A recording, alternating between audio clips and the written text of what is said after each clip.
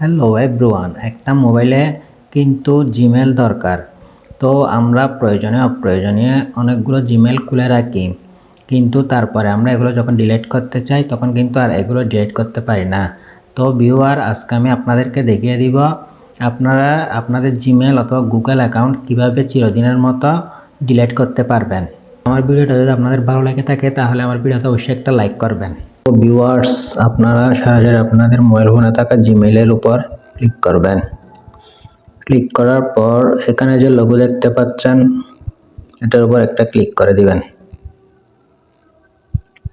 লোগোর উপর ক্লিক করে দেওয়ার পর এই যে এখানে আপনারা দেখতে পাচ্ছেন ম্যানেজ ইওর গুগল অ্যাকাউন্ট, এটার উপর একটা ক্লিক করবেন।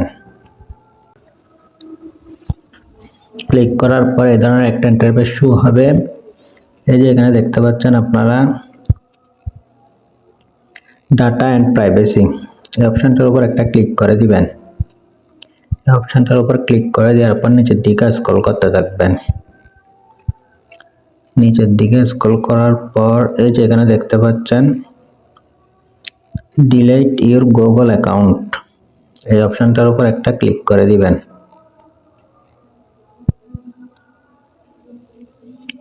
এই অপশনটার উপর ক্লিক করে দেওয়ার পর এই ধরনের একটা ইন্টারফেস শো হবে। তারপর আপনারা যে এখানে কন্টিনিউ বাটন দেখতে পাচ্ছেন এটার উপর একটা ক্লিক করে দিবেন।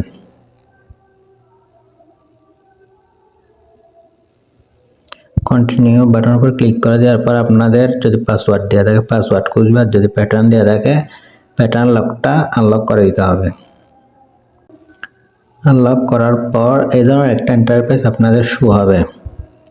এখানে দেখিয়ে দিবে এটা দিয়ে আপনারা কি কি চ্যানেল ইউটিউব খোলা আছে, তারপর জিমেল, এগুলো দেখিয়ে দিবে কি কি এই জিমেল দিয়ে কি কি খোলা আছে এগুলো কিন্তু কি এখানে আপনাদের দেখিয়ে দিবে। তো তারপর এখানে যে দুইটা চেকবক্স দেখতে পাচ্ছেন এগুলোর উপর ক্লিক করে দিবেন। এগুলোর উপর ক্লিক করে দেওয়ার পর এখানে যে আপনারা দেখতে পাচ্ছেন ডিলিট অ্যাকাউন্ট, এটার উপর একটা ক্লিক করে দিবেন।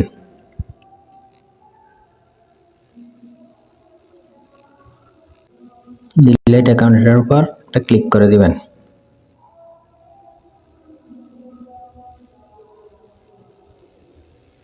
এইভাবে যদি আপনি আপনার জিমেল অ্যাকাউন্টটা ডিলিট করেন তাহলে কিন্তু কি চিরদিনের মতন এই অ্যাকাউন্টটা কিন্তু কি ডিলিট হয়ে যাবে আপনার মোবাইল ফোন থেকে।